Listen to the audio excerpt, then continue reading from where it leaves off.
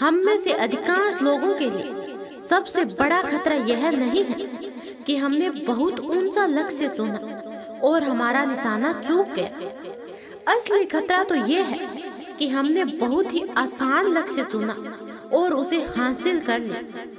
एक राजा था। वह राजा एक बार यात्रा पर जा रहा था। लंबी यात्रा थी। राजा को विदाई देने के लिए कई लोग जमा हुए। राजा के निकलने का समय हुआ।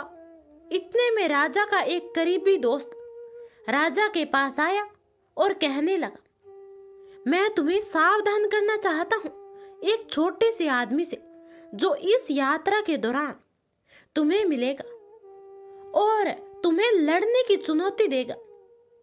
तब तुम उस आदमी को जान से मारे बिना आगे मत जाना। राजा के उस मित्र ने एक बार फिर आग्रह के साथ राजा से कहा, देखो, भूलना नहीं, उस आदमी को बिना मारे आगे मत जाना। मित्र की यह सलाह साथ लेकर राजा यात्रा पर निकल पड़ा और मित्र ने ठीक ही बताया था। दूसरे ही दिन 1 घंटे जंगल में यात्रा करने के दौरान मुलाकात हुई उस छोटे आदमी से जो लगभग 1.5 फुट का था। सीना तान कर वह राजा के सामने खड़ा हो गया और उसने राजा को लड़ने की चुनौती दे डाली। राजा ने चुनौती स्वीकार की। लड़ाई शुरू हुई, लेकिन उस आदमी को हराने में राजा को देर नहीं लगी।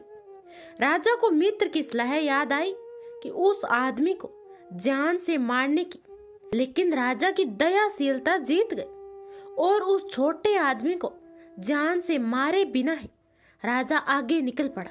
1 सप्ताह भी नहीं बीता था कि वह छोटा आदमी राजा से फिर मिला, लेकिन इस बार उसकी लंबाई बढ़ गई थी। वह लगभग 2 फुट का हो गया था। उसने राजा को पुनः लड़ने की चुनौती दी। राजा लड़ा। थोड़ी देर में वह छोटा आदमी फिर हार गया। राजा को दोस्त की सलाह याद आई, लेकिन राजा को लगा कि 2 फुट के आदमी को मारने में कौन सी वीरता है। राजा आगे चला गया।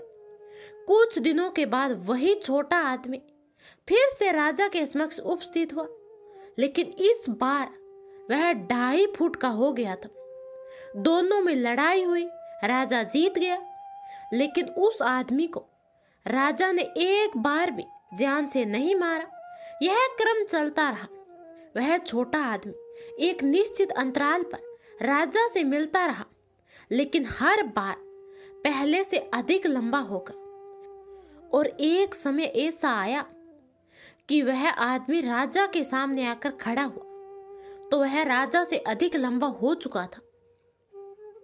हमेशा की तरह उसने राजा को लड़ने के लिए ललकारा। राजा को उस आदमी की लंबाई देखकर अपने मित्र की सलाह याद आई, लेकिन उसकी लंबाई देखकर राजा डरा नहीं। राजा वीर था। लड़ाई प्रारंभ हुई, लेकिन राजा के लिए यह लड़ाई आसान नहीं थी। राजा गंभीर रूप से घायल हो गए, लेकिन राजा ने हार नहीं मानी। बहुत देर तक चली घनघोर लड़ाई के बाद अंत में राजा ने उस आदमी को मार डाला और राजा जीत गया। राजा की जीत हुई, लेकिन इतनी बड़ी कीमत देकर। तो हमें इस राजा से क्या सीख मिलती है? यही मिलती है कि रास्ते से गुजरते समय आपके सामने आने वाली हर बाधाओं का संपूर्ण नाश करते हुए आगे बढ़ना चाहिए, जिससे वही बाधाएं ज्यादा बड़ी होकर आपके सामने आकर खड़ी ना हो सके। इस कहानी का यही उद्देश्य है कि आप अपने हर कठिनाइयों, मुश्किलों को शुरू से ही खत्म कर दे, ताकि बाद में वे आपके लिए मुसीबत ना बन जाए। धन्यवाद।